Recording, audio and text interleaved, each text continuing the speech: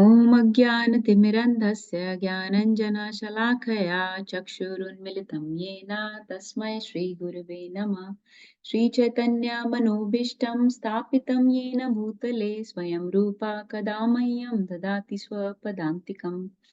वन्देऽहं श्रीगुरो श्रीयुतपत्कमलं श्रीगुरुं वैष्णवांश्च श्रीरूपं साग्रजातं सहागण रघुनाथान्वितं सतं सजीवं साद्वैतं सावधूतं परिजनसहितं कृष्णचैतन्यदेवं श्रीराधाकृष्णपादान् सहागण ललिता श्रीविशाखान्वितंश्च हे कृष्णा करुणा सिन्धु दीनबन्धो जगत्पते गोपेश गोपिकान्ता राधाकान्ता नमोऽस्तुते तप्त काञ्चना गौराङ्गी राधे वृन्दावनेश्वरी वृषभानुसुते देवी प्रणमामि हरिप्रिये वाञ्छाकल्पतरुभ्यश्च कृपा सिन्धुभ्य एव च पतितानां पावनेभ्यो वैष्णवेभ्यो नमो नमः।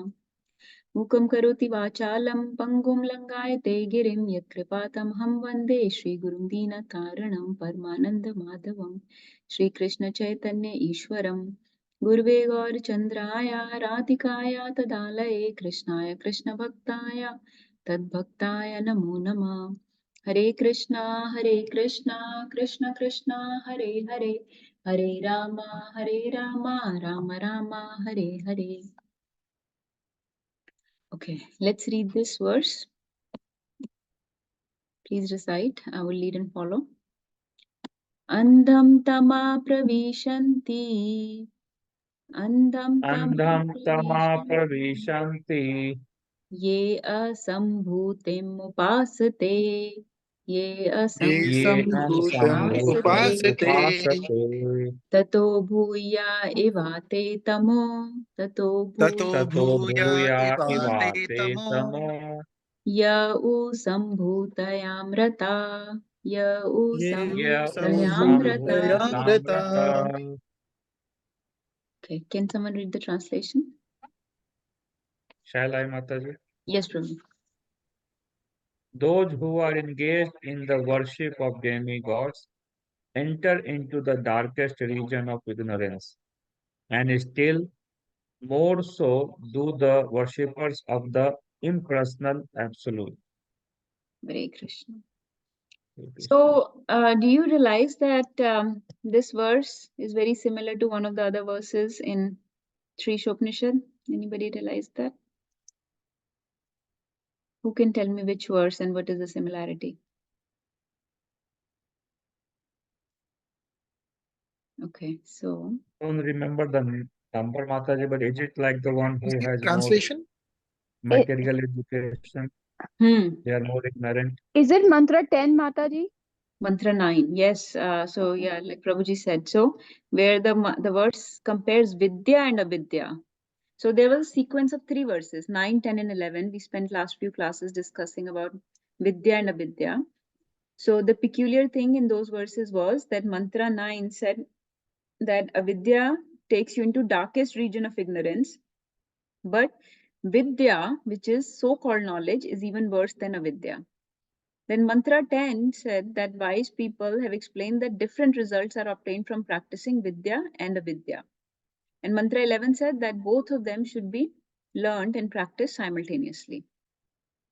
So the two topics mentioned in 9, 10, and 11 were Vidya and Avidya. They were compared very extensively. And the most peculiar thing was in those verses that the definition of Vidya and Avidya changed.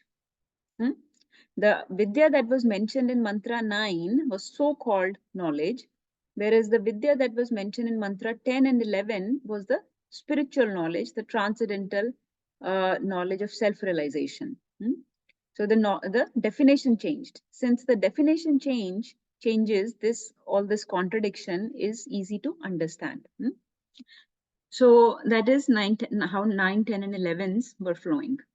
Then we come to Mantra 12, which is today. So 12, 13, and 14 will go in similar way. That Mantra 12 will talk about Sambhuti and Asambhuti. Okay. So just before we launch into purport, this verse is exactly similar to Mantra 9. If you have your books, you can see Isopanishad 9 is exactly same. Andho tama pravishanti, but in that one it says ye avidyam upasate. Tato bhuya ivate tamu, but worse still, tato bhuya was worse still, are people that worship the vidya, यऊ विद्यायाम रता. तो इसमें सिर्फ ये विद्या और अविद्या word को change किया गया है into असंभूति एंड संभूति. ओके, सो फिर now let me just tell you what is asambhuti and sambhuti, then you can go deeply into it. So asambhuti means anything that has no independent existence, that is dependent on something else. So asambhuti could refer to, for example, this material creation. It could refer to living entities, jivas, humans. It could refer to demigods. In this verse, asambhutim refers to demigods, demigod worship. Ye asambhutim upasate means those who perform demigod worship. They enter into andham tama, or the darkest regions of this ignorance and darkness. But the worst still are people who worship Sambhuti. Now, Sambhuti means something that is independent of everything, that has complete independent existence, that is not dependent on anything, which is absolute. Okay, that is a Sambhuti. So, that is Sambhuti. That Sambhuti here refers to impersonal absolute. Okay, I hope that all of you know the absolute truth has three aspects: Brahman, Paramatma, and Bhagwan. This is referring to Brahman understanding or Brahma Jyoti understanding, the impersonal understanding of the absolute truth. Yau Sambhutayam Rata, whose attachment is with the impersonal understanding of self-realization. They are actually worse than people who are practicing demigod worship according to the Vedic injunctions. Okay, so how are they worse? That is what we will try to understand today. So let's read the purport. Please take turns to read quickly because it's a long purport and it's very important, because very often we have asked why Prabhupada condemns impersonal understanding so much, and here is the answer. This verse is telling you directly that impersonal absolute is worse than even demigod worship. And demigod worship has been condemned in Bhagavad Gita, chapter 7, chapter 9. We know those. But impersonal absolute, why Prabhupada, it seems like his mission, and not only his, but actually in our Vaishnavacharya line, it seems to be the mission starting from Mahaprabhu, and even before then, Madhvacharya, even Ramanujacharya, very strongly condemned the philosophy, the theories that were given by Shankaracharya or the Buddhist philosophies. Why is that? Why the whole Vaishnavacharya line condemns the impersonal understanding? Why it is dangerous? You can say, okay, something may be lower than, it's not the highest. I understand something may not be high, it may be low. But low is still okay. But Prabhupada or Bhakti Siddhanta Saraswati Maharaj, Bhakti Vinod Thakur, Mahaprabhu, they talk as if you see even the face of Mayavadi, if you even hear a few words of Mayavadi, the same time you better commit suicide. That is equivalent to spiritual suicide. Mahaprabhu says in one verse that is equivalent to spiritual suicide, hearing from a Mayavadi. Because he says it is dangerous for your spiritual life. Why it is dangerous, let us try to understand.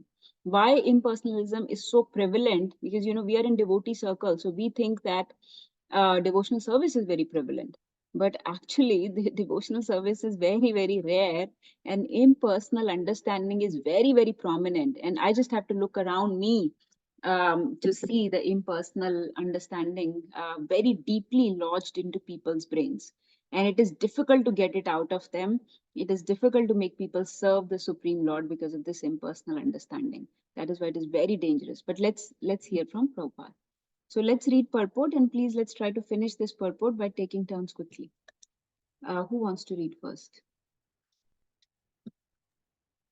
I can, Mataji. Yes, Prabhuji. Is it from the Sanskrit word? Yes. The Sanskrit word asambhuti refers to those who have no independent existence. Sambhuti is the absolute personality of Godhead. who is absolutely independent of everything. In the Bhagavad Gita 10.2, the absolute personality of Godhead, Sri Krishna states, Name vidhu suraganaha prabadham na maharshaya aham adirhi devanam maharshtanam cha sarvasa. Neither the hosts of demigods nor the great sages know my origin or opulences. For in every respect I am the source of the demigods and sages. The Krishna is the origin of the powers delegated to demigods, great sages, and mystics.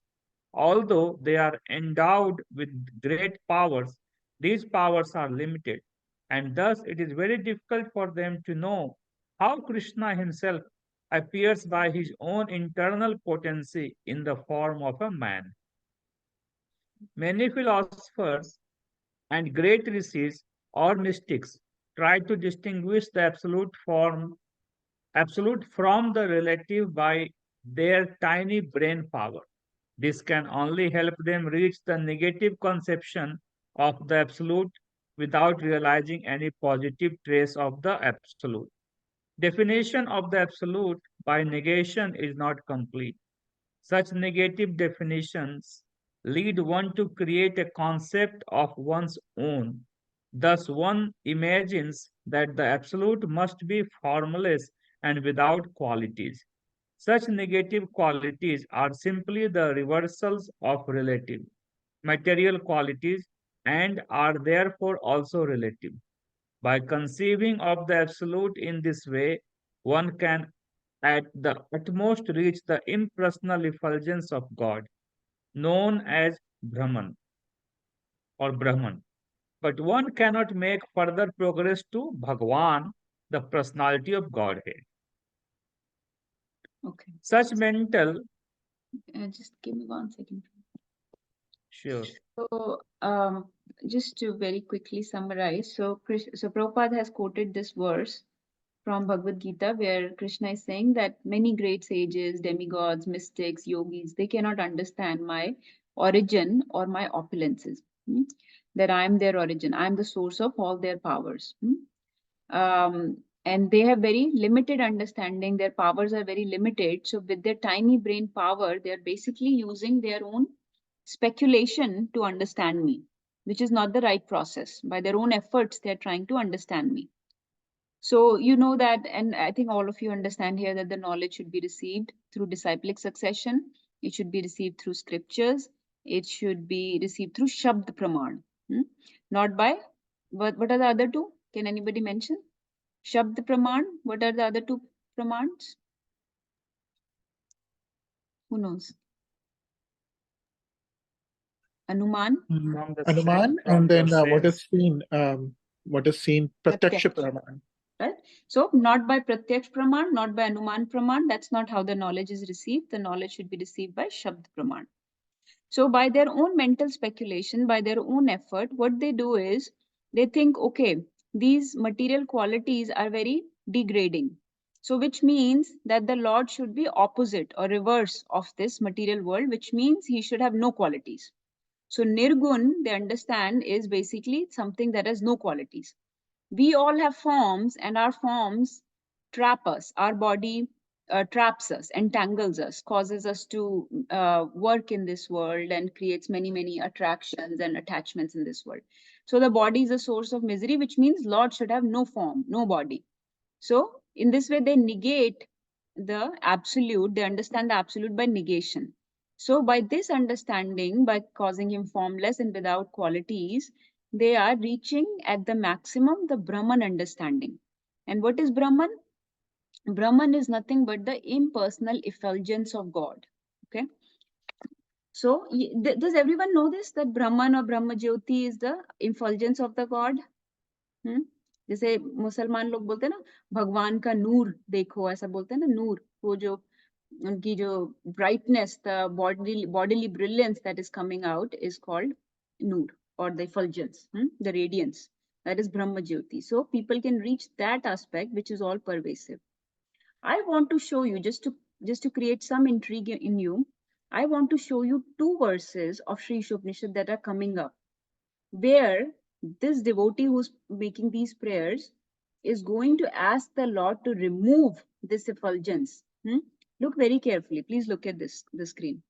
So once we finish this course, this three verses, 12, 13, 14, 12, 13, 14 are in a sequence. I think you understand. Sambhuti and Asambhuti are compared. Then the devotee will say, "Oh my Lord," look at mantra 15 and 16. Okay, I just want you to feel that we are heading in that direction where we will uncover the face of the Lord. He'll say, "Oh my Lord, sustainer of all that lives, your real face is covered by your dazzling effulgence. Kindly remove that covering and exhibit yourself to your pure devotee." अपने चेहरे से ये इफल्जेंस हटाओ, ये ब्रह्म ज्योति, ये नूर, ये जो radiance की वजह से I cannot see your face. Then next verse also, please see next verse also. He says, I won't read the full thing, but we'll come to it. But he says, "Please remove the effulgence of your transcendental rays so that I can see your form of bliss.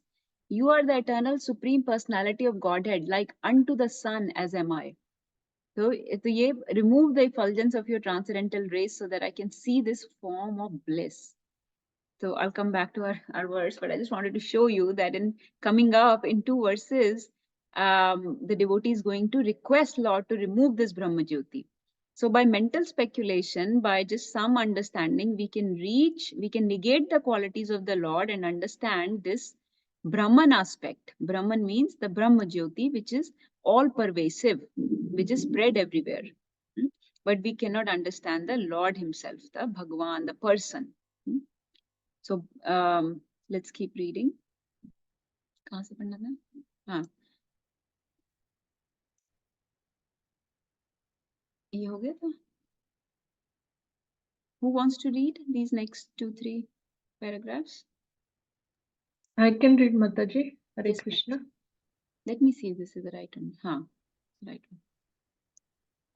Such mental speculators do not know that the absolute personality of Godhead is Krishna, that the impersonal Brahman is the glaring effulgence of his transcendental body, or that the Paramatma, the super soul, is his all-pervading plenary representation.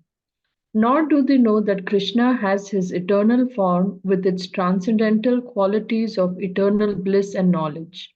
The dependent demigods and great sages imperfectly consider him to be a powerful demigod, and they considered the Brahman effulgence to be the absolute truth. But the devotees of Krishna, by dint of their surrendering unto him and their unalloyed devotion, can know that he is the absolute person and that everything emanates from him. Such devotees continuously render loving service unto Krishna, the fountainhead of everything. Excuse me. In the Bhagavad Gita 7.20-23, it is said that the only unintelligent, bewildered persons driven by a strong desire for sense gratification worship the demigods for the temporary relief of temporary problems. Since the living being is materially entangled, he has to be relieved from material bondage entirely to attain permanent relief on the spiritual plane, where eternal bliss, life, and knowledge exist. Sri Isopanishad therefore instructs that we should not seek temporary relief of our difficulties by worshipping the dependent demigods who can bestow only temporary benefit. Rather, we must worship the absolute personality of Godhead Krishna, who is all attractive and who can bestow upon us complete freedom from material bondage by taking us back home, back to Godhead. Hare Krishna. Hare Krishna. So this portion we have already discussed, how Brahman effulgence is coming from the body of the Lord, and it is and Lord cannot be, that is not the complete understanding of the absolute truth. So the complete understanding is to understand the person, absolute person, which is only possible by the devotees. Okay, so that Krishna says many times in Bhagavad Gita. I think all of you, if we tried, we could say one verse where Krishna says that devotee can only devotee can understand me. Like he says, Bhaktya mam abhijanati yavan yaschashmi tatvata tato mam tatvato gyatva vishte tadanantaram. Chapter 11, he says, Bhaktya tva ananya shakya. Then he says, everything comes from me, everything emanates from me. Aham sarvasya prabhavo matta sarvam pravartate. Like that, there are so many verses where Krishna says that, or he says, Brahman is I'm the basis of Brahman. He says, Brahmano hi pratishtha aham. I am the pratishtha or the foundation of the Brahman understanding. Like that, so many verses come. So only devotees can understand Krishna. This we know, because Krishna can only be understood by love, and since they are trying to cultivate love, Krishna is a person with whom you need to have a relationship. So when you try to establish that relationship, then Krishna reveals himself. He does not reveal himself if you're just if you do not follow the proper process of Guru, Sadhu, Shastra, and if you use your own mental speculation and your own efforts. It's hard to understand Krishna that way. Then the second paragraph that Mataji read was talking about demigod worship. So demigod worship, there are so many verses, especially in chapter 7 and chapter 9. Prabhupada has mostly quoted chapter 7, where it is mentioned that demigod worship is performed for the purpose of relief from temporary problems, like for some benefits, some material benefits, some to fulfill some desires or fruitive results, some rewards, something like that. But ultimately, those benefits may be received. You may be free from those problems, but you will be still entangled in this world. You will be still stuck in the cycle of birth and death. So it is not permanent relief. Prabhupada is saying it's not a permanent relief. So we should not seek temporary relief. We should seek permanent relief. And then you remember that in chapter 9, Krishna also says that if you worship certain demigods, then you go to their planets. I actually have those verses pulled up. Like he says, Yanti deva vrata devan pitrin yanti pitri vrata bhutani yanti bhuteja yanti madhya janopi mam. That if you worship demigods, then you go to their heavenly planets. Who worship ancestors, go to those ancestors. Who worship ghosts and spirits will go to their planets, like that. So let me ask you this. So Krishna is this verse is saying that those who worship demigods will enter into the darkest regions of ignorance and darkness, andha tama pravishanti. But if we go to these heavenly planets of demigods by worshipping demigods, then their planets are very opulent and lighted up, right? So why are they andha tama pravishanti? What is the reason to call it darkness and ignorance if they are so lighted up? Because the worship to Krishna is missing. But what is the technical understanding? Why are they being called darkness and ignorance? Because like people for believe that person, in. like for example, I'm not a worshipper of Krishna, so I'm not missing any devotional. I've never practiced devotional service to the Lord. तो मुझे तो enjoyment ही मिलेगी ना heavenly planets में जाके. Devlokas are very very equipped with sense gratification. They are very good resources, very good body you get. You don't get you have the nectar. You don't get old. You don't get diseased. You don't get urine stool. You don't have to pass. So what is the reason? Well, I mean, it's the ignorance is equivalent to darkness, and we just praying to. I don't know. I'm under. This is my understanding. We are praying to the demigods because we want something. We are not keeping Krishna in center, so that effulgence of Krishna is missing. That's darkness, because we are always hankering for desire. Yes, okay. था आपने थोड़ा answer दिया, लेकिन आपको थोड़ा और इसको refine करके I want the answer. Let's hear from. But आपने आंसर दे दिया. Yes. Nagarchand, let's hear from Sheetal Mataji. Mataji, I was just going to say that even the demigods are under the modes of material nature. Okay, Mataji ने भी answer partially किया. So Mataji, I'll just rephrase your answer. You're saying basically even the Devlokas or heavenly planets are in the material world only. under the modes of material nature मतलब they are also in the material world. तो आप material world में ही ऊपर नीचे जा रहे हो, and material world is full of darkness. That is why it is darkness. So even though you went to Devta Lokas, which is comparatively better lighted up, better resources than the than Bhuloka, than Earth planet, but it is still part of material world only. So it is still dark. And Rekha Mataji said because there is no Krishna's effulgence, because Brahma Jyoti is outside of the material world. So it's like a इसमें I think इसी purport में Prabhupada has compared it to coconut shell. कि coconut के अंदर जैसे कितनी darkness रहती है, ऐसे मटेरियल वर्ल्ड के अंदर कंप्लीट डार्कनेस है. तो उसमें कहीं पे भी चले जाओ, ऊपर नीचे, it is ultimately dark only because Krishna's effulgence is missing. So even though there may be sun, moon to light up the material world, but the material world is not lighted up by Krishna. It is lighted up by these sun and moon. It is dependent on these things to light it up. Whereas in spiritual world, there is no need for sun or moon to light up anything. It depends on Krishna for its effulgence, Brahma Jyoti for the effulgence of spiritual world. Nagarjun Prabhu, are you going to please share? Hare Krishna. Yes.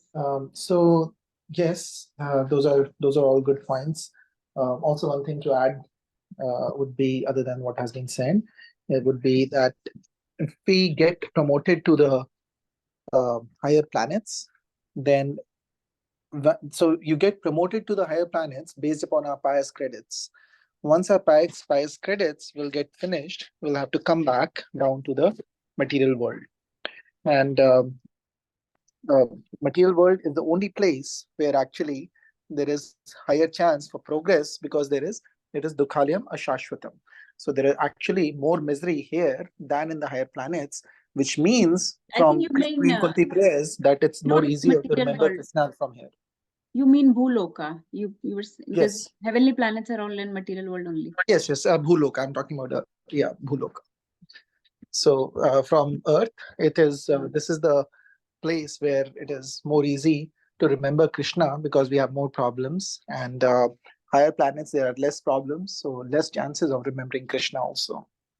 Hare Krishna. Very nice. So I don't know if you understood. Nagarjun Prabhu made 2 points. One point is he said that destination, heavenly planets, even if you go there, that is a temporary destination. Results are temporary, and those results, once they are finished, your pious credits are finished, you will again fall down to Bhuloka. You will again have to come down. So you're still stuck in the darkness. And secondly, then Nagarjun Prabhu said that if you get promoted to heavenly planets, that is actually worse than staying in human form on earth, because you start enjoying so much in the heavenly planets that the forgetfulness of Krishna increases, because you have so many resources there, you have a better body, miseries are less. So miseries help you remind of Krishna, help you keep connected to Krishna, because when you are in difficulty, you are supposed to get purified. You're supposed to pray to Krishna harder. So miseries are supposed to bring you close to Krishna. Some of those bodily miseries and sufferings are missing, and there is more enjoyment in heavenly planets, which makes it easy to forget Krishna and stay trapped in the sense enjoyment. और इसका एक analogy एक आती है. Imagine somebody is traveling in a train. Okay, in a train, somebody may be sitting in AC compartment and somebody is sitting in a third class बिल्कुल compartment. हाँ, कोई first class में बैठा है AC compartment, कोई third class में बैठा है. So will the AC compartment person reach the destination faster? Even though he's enjoying more comfortable situation right now, will he reach the destination any faster than the one in the third class compartment? No. So in that regard, it's all darkness only. It's all, chahe heaven ho, chahe hell ho, chahe earth ho, it's all dark. It's all part of the material world. It's all part of the same train. You're just going up and down the compartments. कभी AC में बैठे हो, कभी third class में बैठे हो, कभी second class में बैठे हो, कभी लटक के जा रहे हो, लेकिन ट्रेन की स्पीड तो उतनी ही है. तो जितना आपके पास पैसे हैं उसके हिसाब से आप ऊपर नीचे जा रहे हो पायस क्रेडिट्स के हिसाब से, बट जा तो उसी ट्रेन में रहे हो. So material world तो dark ही है. It is all dark only, whether it's heavenly planets or not. So that is why it is said, and you stay stuck in that darkness. Okay, let's keep reading. Who wants to read the next couple?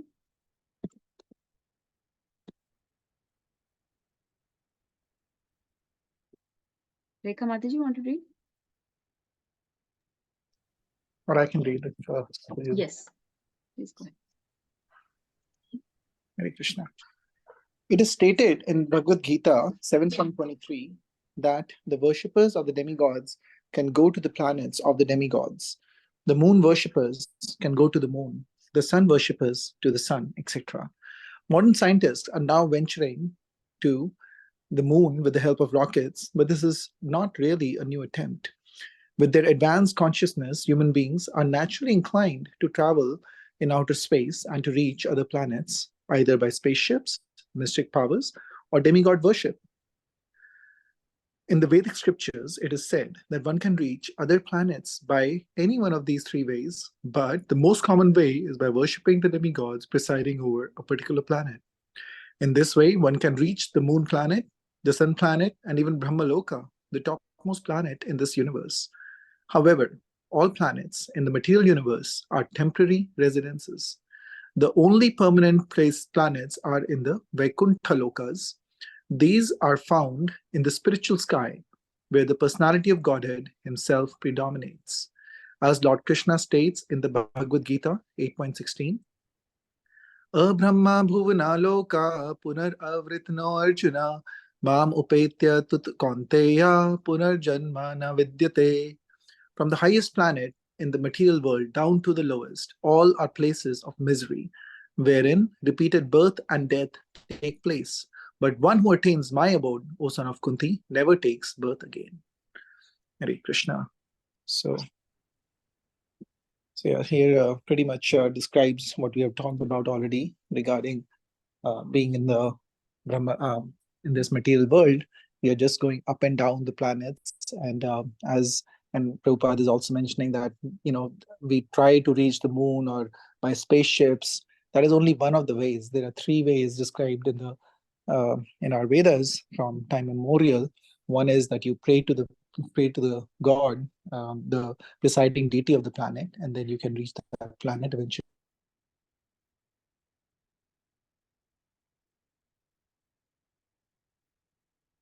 Hare Krishna. I can't hear you. So people with higher consciousness have always tried that, and these are the three ways in which you can reach the different planets. Hare Krishna.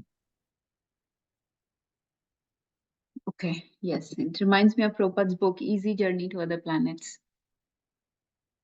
Okay, you want to read another one? Sure. Your voice got cut off in the middle before, so I don't know if it was an internet problem. Okay.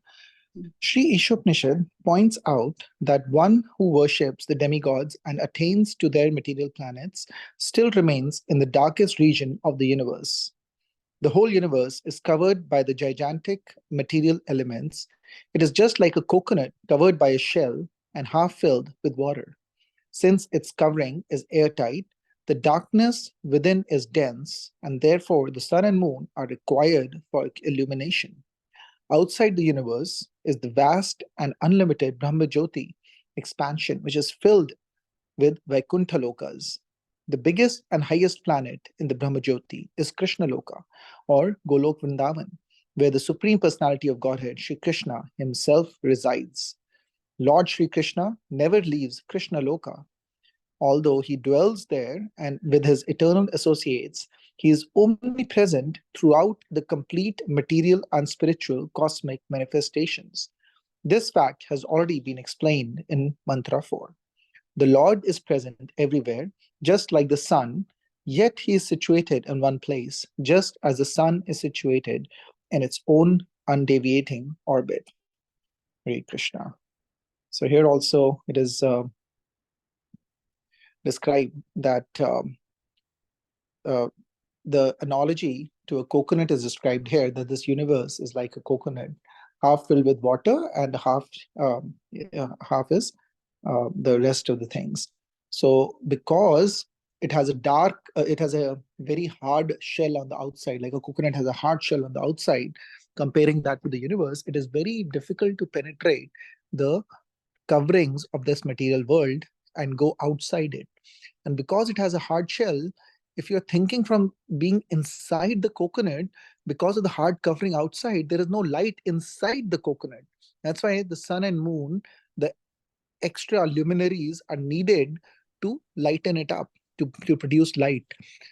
But outside the coconut, if we are looking from the outside perspective, looking at the coconut, there's light all around. So that is like Brahma Jyoti, where Brahma Jyoti is there all around the universe, and the Vaikuntha Lok planets are there, and the supreme planet in that Vaikuntha Loka is the Krishna Loka, and Krishna is there, say, in the Golok Vrindavan, and he doesn't go anywhere, but still he's pervading everywhere. And this beautiful example of sun is given, like how sun is there in the solar system, but its light is prevalent everywhere in the solar system. And we can see here on Earth, even when we are revolving around our axis, there's day and night if we are facing the sun or not. So just like that, if Krishna is there everywhere, but still he is situated himself in Krishna Loka and still pervading everywhere, just like the sunlight is pervading everywhere, but the sun is in its own position and rotating in its own orbit. Hare Krishna. Hare Krishna. Thank you, Nagarjun Prabhu. So does that mean there is no sun and moon? I'm just asking everyone. There is no sun and moon in the spiritual world? No. No need for it. It's only there for its beauty, for beautification, but not for the need. It's still there, but it's not needed. Doesn't mean they're not there. They want to participate in the leelas of the Lord, so they just enhance. It is described actually that sun, moon, and there may be numerous suns, numerous moons, and they enhance the pastimes of the Lord. Similarly, time factor. We always say, right, time is missing in spiritual world. It's not missing. Time is there, but time only enhances the leela of the Lord. It's not needed. Here, they are playing an important role. Here, the world is dependent on sun, moon, and time. So they are controllers. They are controlling under the jurisdiction of Krishna. They are controllers. So the world is dependent on them. But in spiritual world, they are there to perform the pastimes. Okay, let's keep reading. So this paragraph after this, Krishna. So. नहीं, इसी paragraph से actually. Prabhupada will start talking about the impersonal aspect. So why demigod worship is condemned, I think that most of us understand. We understand that you're still stuck in cycle of birth and death, that you're asking for fruitive results, material desires, and they get fulfilled, and so then you're still entangled. But one of the things about demigod worship is that it is authorized by the Vedas. It is within Vedic jurisdiction. It is within Vedic umbrella. But it is not for selfless love. It is not the topmost goal, but it can help you in gradual elevation. So some people that are not in the devotional consciousness, that are, like Krishna says multiple times in Bhagavad Gita, lower intelligence. So they have been given facility of demigod worship. But once you take shelter of the Lord, then demigod worship is not needed. But those that are not at that level of taking shelter of the Lord, they are recommended for gradual elevation to develop some faith in higher authority. They can perform these ritualistic ceremonies to please various demigods and gradually climb up the ladder of Vedic realization, spiritual realization. So at least they are better than the karmis, because karmis is godless materialism. You understand, karmi people is godless materialism, right? They're just engaged in complete fruitive activities, just sense gratification. There is no higher authority that they recognize. So godless materialism. But demigod worship is a next step. It is karma kand. So it is religious materialism, because you still want your desires fulfilled. So it is not godless. It is religious materialism. It is given. It is a valid process given in the scriptures, because our Vedas give a multi-level worship process. Vedas give opportunity to people of different consciousness, for people that are situated at different levels with different desires. So Vedas are that is the beauty of our Vedic heritage, Vedic culture, that they give opportunity to people of all caliber, all levels. You may be in the lowest animalistic consciousness, even they are given facilities for their upliftment. Whereas in other religions, the Abrahamic religions, you will see, like Christianity and other Muslim, that are Abrahamic religions, you will see that there is no flexibility. So here there is a hierarchy, but they will say नहीं, ये नहीं करोगे तो कुछ नहीं हो सकता. लेकिन वेदास में ऐसा नहीं होता कि ये नहीं करोगे तो कुछ नहीं हो सकता. वेदास में topmost is also given, but lower processes are also given. And topmost is so topmost in Vedas that they give intimate details about the Lord. Intimate details of the pastimes, forms, qualities, numerous names of the Lord, intimate details about the confidential details, very details, very nice descriptions of spiritual world are given, descriptions of pastimes of Lord are given. So very topmost, confidential matters are also discussed in our scriptures. But the bottom processes are also given for people that are not at that level to understand that knowledge yet.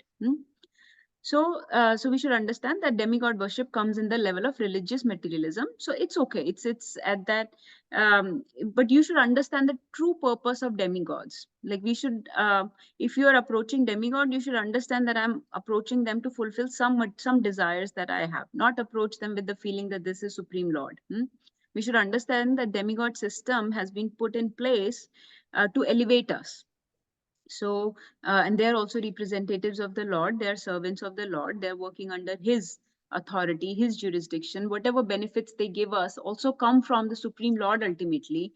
And whatever things we offer to the demigods go to the Supreme Lord because he's the ultimate beneficiary. क्या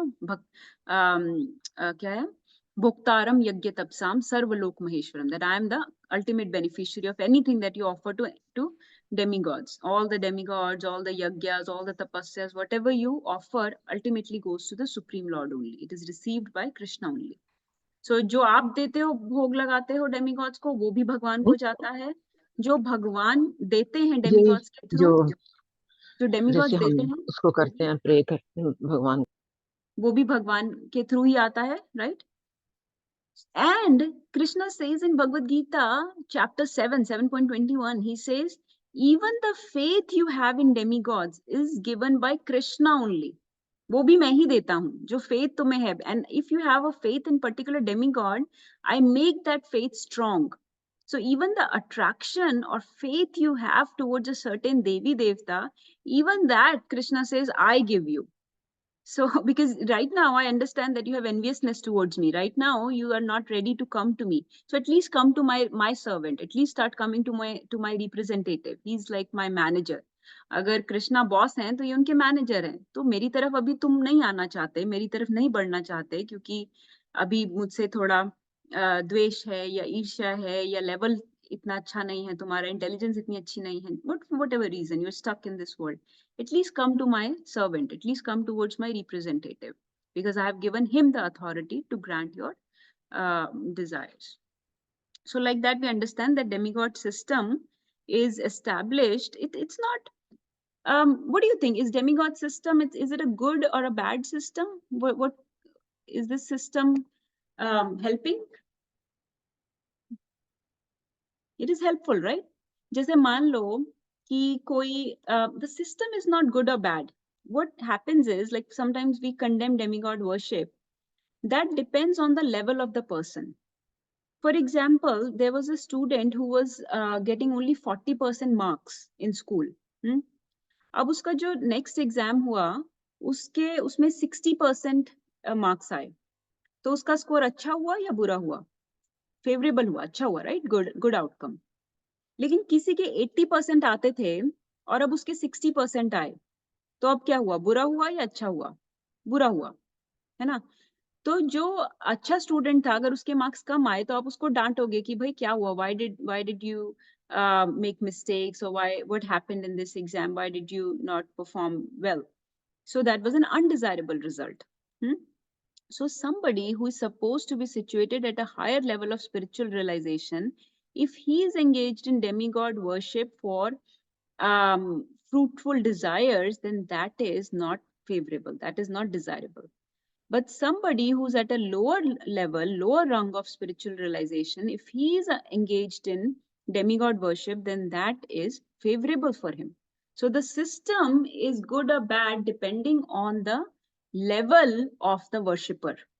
अगर उस worshipper का level वो supreme Lord को का shelter ले रहा था एक टाइम पे लाइफ में, भगवान का नाम लेता है, भगवान की डीटी वर्शिप करता है, he understands that Krishna is the supreme lord, he has read Bhagavad Gita. If this person is now engaged in demigod worship for fruitive desires, then that is not very desirable because he has full knowledge, his level is supposed to be higher than this. लेकिन अगर कोई दुनिया में ही फंसा हुआ है, निकल ही नहीं पा रहा यहाँ के डिजायर्स में, यहाँ के अनर्थास में, एंड भगवान की कोई कंसेप्शन ही नहीं है सुप्रीम लॉर्ड की, उसको भगवत गीता की तरफ कोई अट्रैक्शन नहीं है, if such a person takes up demigod worship, then that is a step up for him. So the step up or step down makes the process good or bad. That is why we don't just completely condemn demigod worship. We have to see what the level of that person is. But in ISKCON, in our Krishna conscious movement, we reject demigod worship because the devotees, the level of ISKCON devotees is that we are approaching the Supreme Lord for all our needs. We can be sakam bhakta. Now, हमने बात की थी कि कर्मी होते हैं, कर्मी के बाद क्या होते हैं? कर्मकांड. कर्मकांड के बाद क्या होता है? डेमिगॉड वर्शिप के बाद क्या होता है? सकम भक्ता. Okay, sakam bhakta meaning they are approaching Krishna but with some desires. Then comes Shuddh Bhakta or pure devotee who has no desires but to serve the Lord. So this is the levels I want you to remember: Karmi, Karmkand, Sakam Bhakta and Shuddh Bhakta. So in ISKCON, Sakam Bhakta is okay, but we say at least don't be in religious materialism. Religious materialism is practiced by ordinary people outside who have no knowledge of Bhagavad Gita, who have not heard Krishna's instructions and Krishna's conclusions on demigod worship. Since you understand who is the Supreme Lord, you constantly say Supreme Personality of Godhead, then don't approach the managers to fulfill your desires. Even if you have certain desires, go to Krishna. It's okay to be a Sakam Bhakta at this time, but don't be a Karm Kandi worshipper at this point because your level is higher. So for us, demigod worship is considered a step down because we have been given the complete knowledge, complete understanding. So, ये point, I want to make sure that this point is clear because when you talk, we are all in preaching.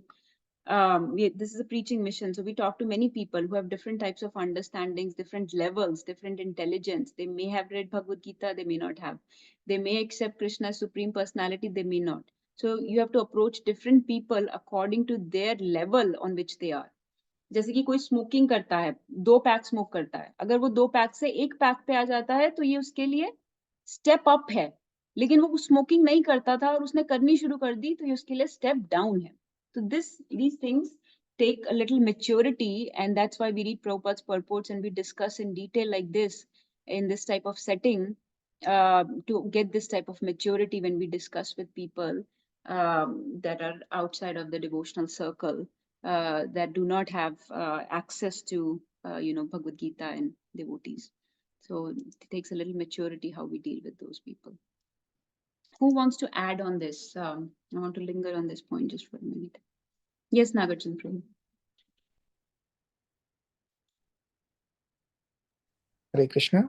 Yes. So this is actually very beautiful, this discussion, and it goes along with kind of what I've been thinking for the last few days.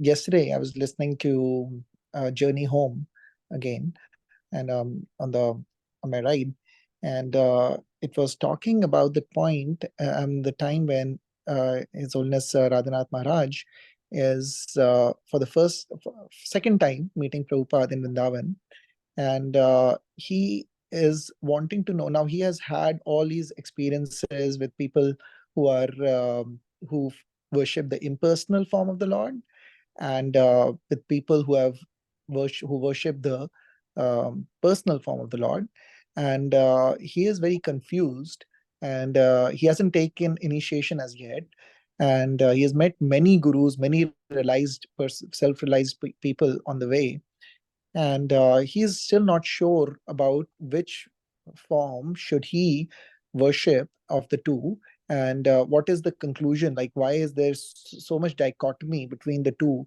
that there is this impersonal form Nagarjit described. Prabhu, can I hold you for 1 second?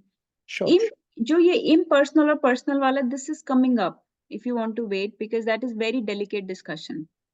Because we have to, in this verse, we are trying to establish that demigod worship is actually better than impersonal understanding. So okay, so hold that thought, because okay, it's not, we are saying demigod worship is not a damage. Demigod worship is not a problem. It will actually be a step up for some people who were actually completely engaged in this world, completely engrossed. For them, demigod Mhm. worship is uplifting. They are advancing Right, according to the Vedic injunctions, because they are still under Vedic authority. yeah, लेकिन yeah, impersonal जो है, that can be dangerous. yeah. That is So not what I was part. basically saying, it depends upon the audience, time, place, and person, how we choose our words. It's very important for preaching, because even somebody as wonderful and true devotee now, she is Holiness Radhanath Maharaj. It is very important to cultivate people very carefully. Hare Krishna. Hare That's the Krishna. point I was making. Yes, thank you, Nagarjuna. Yeah, so demigod worship does not degrade one. It can actually be a source of gradual elevation. It is not the highest, ये समझ आना चाहिए. It, but sometimes it can be an obstacle. ये वाला point भी समझ, I want to hit on this point also. Demigod worship can be very difficult to rise from. Okay, क्यों? It can be a huge obstacle actually, because people start thinking that demigod is the supreme lord, and so जैसे कि वो 60% marks अब उनके आने लग गए हैं consistently, तो they think 60% ही best है. They don't understand कि there is a 80-90% students and that are scoring 80-90-100% also. तो good है, pass हो रहे हैं, चलता है. So good को वो best समझ रहे हैं. Good को वो best समझ रहे हैं. That can be a huge obstacle. Sometimes you will see in your life, I have seen people that are actually pious, that have no bad habits, that are worshipping demigods, they are not able to give up those things, because वो बोलते हैं कि मैं तो कुछ गलत नहीं कर रहा. ये सब गलत नहीं कर रहे, लेकिन आप आगे भी नहीं बढ़ रहे, आप ऊपर भी नहीं जा रहे, आप पीछे, जैसे लैडर पे चढ़ने के लिए पीछे के रंग पे से, जो नीचे का लेवल है उस पे से पैर उठाना पड़ता है ऊपर चढ़ने के लिए. आप नीचे वाले रंग पे इतने कंफर्टेबल हो गए हो that you are not raising your foot to rise to the next level. So अगर आपके 60% मार्क्स पे आपकी गाड़ी चल रही है, चलो अगली अगली क्लास में एडमिशन तो मिल रहा है, तो आप उस पे चलते जा रहे हो. सो demigod worship can do that sometimes. So it can be very difficult for these people to arise from that level, because they get stuck on it. They get very comfy, cozily situated in that, क्योंकि उनकी मनोवांछाएं पूरी होती रहती हैं धीरे धीरे, all this. So they start believing demigods are the topmost, because their also their needs and wants are getting fulfilled. So to come to the level of devotional service becomes very hard for those people. Now it can also be easy. It can go both ways. It can go both ways. It can also be easy if the, at some point they have had some agyat sukriti, some causeless mercy of the Supreme Lord, where the demigod will now decide, okay, इसने मेरी बहुत कर लिया, अब इसको मुझे boss के पास पहुंचाना है. So the demigods may themselves facilitate your upliftment also in advancing you, but be careful with this. That's why we in ISKCON we do not encourage, because in the outside world, ordinary people would believe demigods to be the topmost. तो 60% marks को ही वो 80-90 या 100% समझ रहे हैं. And so if we also propagate the demigod worship, then we are so we are lowering our standards actually. तो इसलिए हमारे लिए step down है. इसलिए जो sakam bhakti is okay, better than कर्मकांड worship. सकाम से हमें ऊपर उठना है शुद्ध भक्ति की तरफ, ना कि नीचे जाना है कर्मकांड की तरफ. तो yes, Ravi Prabhu, sharing something? Yes, Mataji, just wanted to bring one point. जो ये होता है कि जो लोग डेमी गॉड या देवी देवताओं को पूजा करते हैं, तो वो उसमें आदत बनी रहती है। और जो आपने पॉइंट बोला ना कि वो बोलते हैं कि हम तो कुछ गलत नहीं कर रहे हैं, या ऐसा लगता है कि हम तो पूजा कर ही रहे हैं। एक और फीलिंग होता है माता जी, जो हमने परसीव किया है और एक्सपीरियंस भी किया है और लोगों से भी समझा है। डर लगता है कि अगर हम देवी देवताओं की पूजा को छोड़ दें तो कहीं हमको नुकसान नहीं हो जाए। तो वो जो डर है उससे भी आदमी थोड़ा प्रोग्रेस करने के लिए हिचकिचाता है। लेकिन when they get support from the experienced and senior devotee, then it starts making sense to them कि अच्छा, डरने की कोई बात नहीं है, कृष्णा में विश्वास रखो, वो तो सबका सुप्रीम है। तो फिर वो धीरे धीरे अपना जो है ना पैर नीचे वाले रग से उतारता है, ऊपर की ओर बढ़ना शुरू करता है। तो ये डर भी जो है ना दिमाग में रहता है माता जी, क्योंकि इग्नोरेंस मोड से ऊपर आता है ना, इग्नोरेंस से पैशन में आता है वो, तो डर तो लगा रहता है। हम्म हाँ demigod worship is not ignorance, Prabhu. Demigod worship is in mode of goodness only. It's mode of passion या goodness, because you're fulfilling your desires and you're steady sober person. लेकिन transcendence में जाने के लिए पैर और ऊपर उठाना पड़ेगा. So we have to understand that the demigods are not like envious of the Lord. They are actually very happy to transfer you to the lotus feet of the Lord. Similar with our guru. Guru का function क्या है? They should be treated like gurus. So they should be treated as servants of the Lord. That the guru's function is to deposit you at the lotus feet of the Lord. So ये demigod worship की तो I think we have had an exhaustive discussion. But I want you to finish reading this purport की, और उसके बाद I don't think we'll have time to discuss. But now comes the part about the pseudo-religionists or the impersonalists. So Hare Krishna, I just wanted to add one thing regarding what Ravi Prabhu also mentioned, that if you want to give an example to anybody, if like you are telling anybody about this, a best example to show that nothing is lost and Krishna will take care is Govardhan Puja example, which is very apt in this context, that they were the Vrindavan Vasis, they were following. They were doing kind of demigod worship of Indra, and then eventually when Krishna suggested and they worshipped Krishna, then nothing was actually lost. They actually came closer to Krishna eventually. Hare Krishna. Hare Krishna. Then मेरे को एक question पूछना था, which I forgot. So हमने सकाम भक्ति की बात की थी, right? That if you have to ask something, ask from Krishna. Can somebody give an example from scriptures that other than Nagarjuna Prabhu, that somebody worshipped the Lord with some desires in their heart, but then they became a Shuddh, pure devotee? कि जिससे ये prove होता है कि अगर even if you have some desires, you should go to the Lord to fulfill those desires, not to demigods. Go to the Lord and ध्रुव महाराज माता जी, क्या? ध्रुव Dhruv महाराज जो Maharaj, थे, yes, Hari Bol, Dhruv Dhruv Maharaj, he went with some desires, है ना? लेकिन he became a pure devotee when he got darshan of the Lord. So that is the example of sakam bhakta becoming shuddh bhakta. So हमको अपने आप को ऐसे समझना है कि हम अभी सकाम भक्ति के लेवल पे हैं. We have to rise to the level of शुद्ध भक्ता, not fall down to the level of कर्म कांड. चलिए impersonalist वाला, let's read only 3-4 paras to go. Please quickly take turns and finish this purport. We'll discuss this next time, because this we have to hit on the head. So who can read? I can read, Mataji. Yes, Mataji.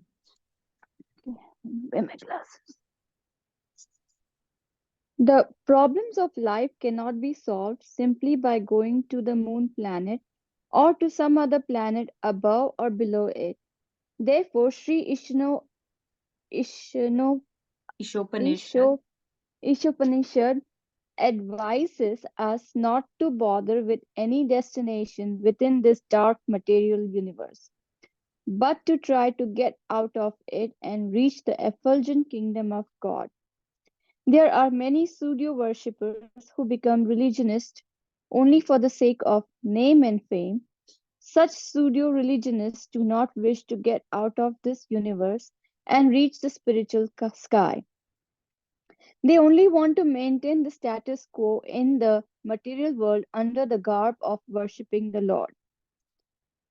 The atheists and the impersonalists lead such foolish pseudo-religionists into the darkest regions by preaching the cult of atheism. The atheist directly denies the existence of the Supreme Personality of Godhead. and the impersonalists support the atheists by stressing the impersonal aspect of the Supreme Lord. Thus far, we have not come across any mantra in Sri Isopanishad in which the Supreme Personality of Godhead is denied. It is said that he can run faster than anyone. Those who are running after other planets are certainly persons, and if the Lord can run faster than all of them, how can he be impersonal? The impersonal conception of the Supreme Lord is another form of ignorance arising from an imperfect conception of the absolute truth. Hare Krishna. इसको ना discuss नहीं करेंगे. I just want you to focus on three terms: pseudo-religionists, atheists, and impersonalists. Okay. Here, pseudo-religionists, all these people, Prabhupada is kind of interchanging these terms, but I will tell you the context of what Prabhupada is writing here. Who are these pseudo-religionist people? And remember, if you have to just understand, pseudo-religionists are these type of people who are more engaged in social service, who are more engaged in philanthropic work, charity, and those people combine the spirituality or religion with these type of social services in not in the proper mood, but basically declaring, for example, Manav Seva hi Madhav Seva hai, ya Daridra Narayan. And please remember that these terms were installed in our brains during this British rule, when there was all this struggle for freedom going on, when there was when India was very was very deprived and declined, and there is now poverty everywhere. So there is no time for devotional service. So we should use all our resources in social work and charity and doing good for others. All this Christianity basically has no very no deep philosophy. Christianity does not give very detailed knowledge about the Lord, just like Vedas do. We were just talking, right? Vedas give not only the lowest knowledge, but all, it caters to people of all levels, to the topmost, which just made detailed descriptions of spiritual world and Lord's activities are given in Vedas. But in Christianity, actually, there is not much philosophy. It's more about moral, ethical things. So if they come to our country and they see we are worshipping a cow or a tree, so they'll say, why are you worshipping a cow? Rather just kill them and eat them. Why are you reading Bhagavad Gita? Play football. I don't want to say who said that, but you all know probably. So in this way, all these terms were came up. Daridra Narayan. पर नारायण तो कभी दरिद्र नहीं होते, लेकिन दरिद्र लोगों की सेवा करना ही नारायण की सेवा है. All these basically uprooted the culture of devotional service from our country. And then there was decline of Brahmanas and Kshatriyas, who were so nicely doing deity worship. They had temples. All that culture declined. So please remember, this is in context with that. These are pseudo-religionists who combined the social services, these Christian concept of spirituality is equal to social service and charity, and plus with the Indian freedom struggle, plus with the decline of India's condition, and combine that with modern impersonalism. Mobile पकड़ाओगे जी Modern impersonalism क्या है? Feel good. बस in whatever situation you are, just experience, just exist, just you are the light. You have to go into nothingness, think nothing, say nothing, do nothing. There is nothing to do. All this word jugglery, whatever makes you feel good is spirituality. No commitment is needed, no rules are needed. Just exist, just shanti, shanti, shanti. This is modern impersonalism. Okay, this is making fool of people. Just these type of people actually made material life seem more attractive than spiritual life, than devotional life.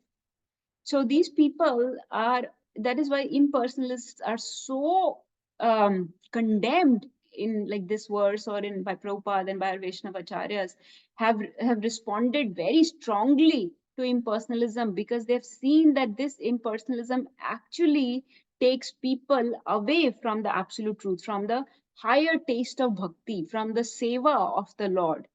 And I'll go more into details, but this is the background, and with that background, read these next two paragraphs also. Who can read this next one?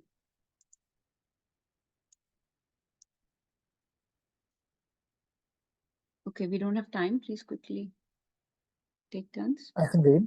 Yes. The ignorant pseudo-religionists मेरा and the बंदा practitioners of so-called incarnations who directly violate the Vedic instructions are liable to enter into the darkest region of the universe because they mislead those who follow them. These impersonalists generally pose themselves as incarnations of God to foolish persons who have no knowledge of Vedic wisdom. If such foolish men have any knowledge at all, it is more dangerous in their hands than ignorance itself.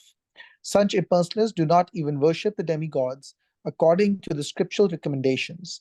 In the scriptures, there are recommendations for worshipping demigods under certain circumstances, but at the same time, these scriptures state that there is normally no need for this.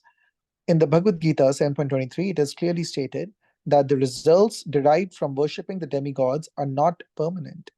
Since the entire material universe is impermanent, whatever is achieved within the darkness of material existence is also impermanent.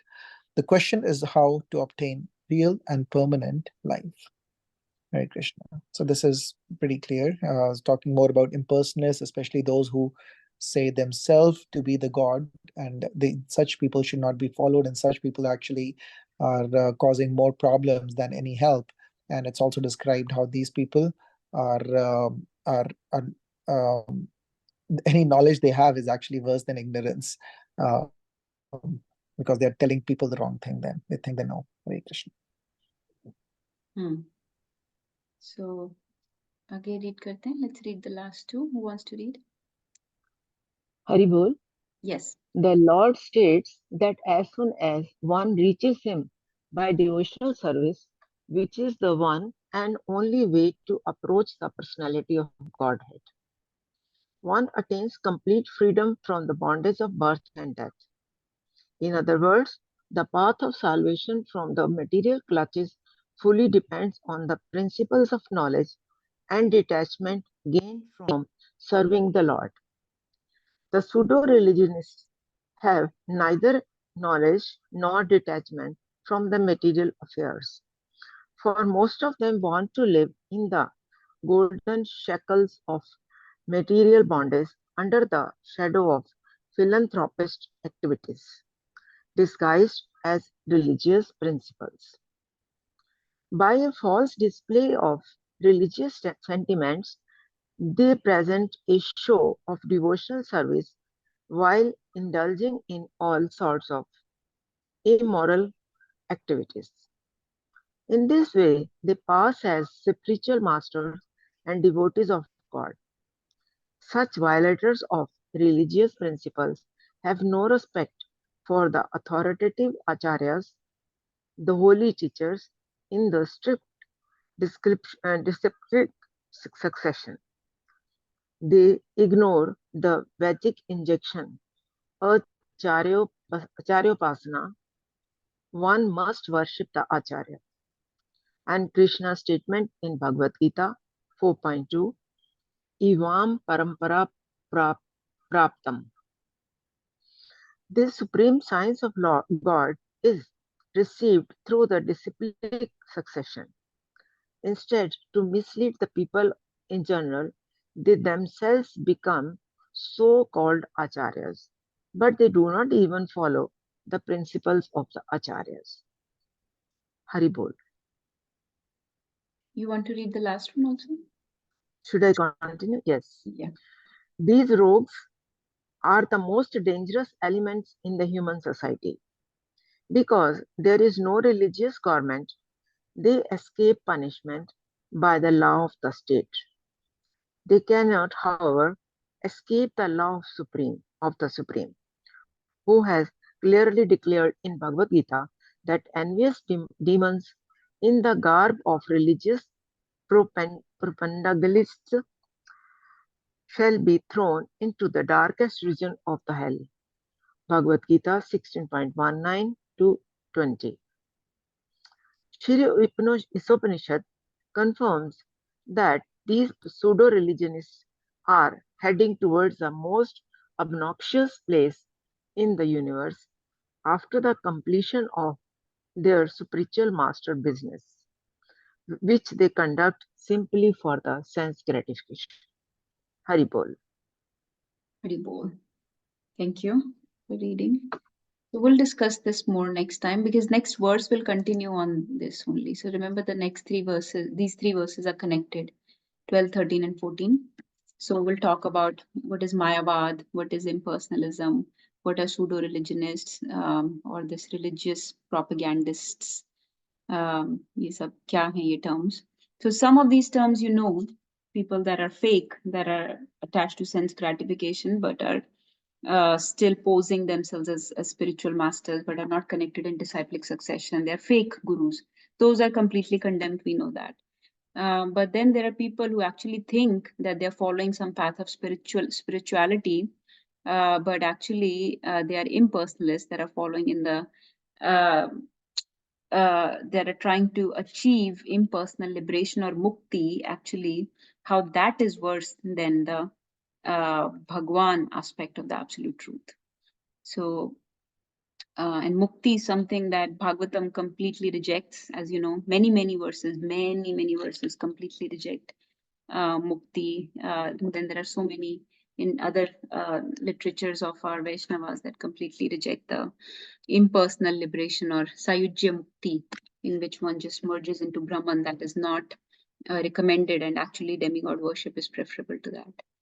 So we'll discuss those points next time. We'll stop here. Anybody wants to share anything? Next few weeks, we won't be able to have a class, at least 3 weeks. This next week will be in Sadhu Sangha. Okay, any questions, any other realizations, understandings? Okay, if not, we'll stop. Vancha kaltarubhischa kripa sindhubheva cha patitanam pavanebhyo vaishnavebhyo Vaishnavebhyo namo namaha. Gurve Gaurachandraya Chandraya Radhikaya Tadave Krishna Krishna Bhaktaya Tadave namo namaha. Hare Krishna. Hare